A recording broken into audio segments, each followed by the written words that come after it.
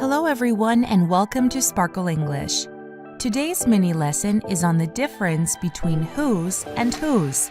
It's very common for English language learners and even native English speakers to get confused about how to use these words correctly since they are homophones and sound exactly the same. Let's learn the difference between these two words. Whose, spelled W-H-O'(S), is a contraction of who is or who has. For example, who's coming to the party? Who's that police officer with Jennifer? In these two sentences, whose is the contraction of who is. Who is coming to the party? We are trying to find out the name of the person or people coming to the party, or the name of the police officer with Jennifer. Who's got a pet? Who's been to Greece? In these examples, whose is the contraction of who has.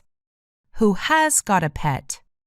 And we use whose to find out which people have a pet and which people have been to Greece.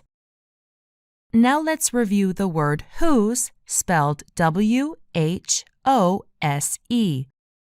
We use whose to find out which person something belongs to. For example, whose phone is this? That is Tina's phone. Whose car is in my parking spot? Whose painting is on the wall? In these examples, we use whose to find out the name of the person that these objects belong to. Now let's look at a conversation example using both whose and whose. I know a girl whose dog is missing. Whose dog is missing? My sister's friend lost her dog last week. Who's helping her find her dog? My sister and her friends are having a search party tonight. Now it's your turn to practice. Write sentences using whose and whose in the comments section of this video.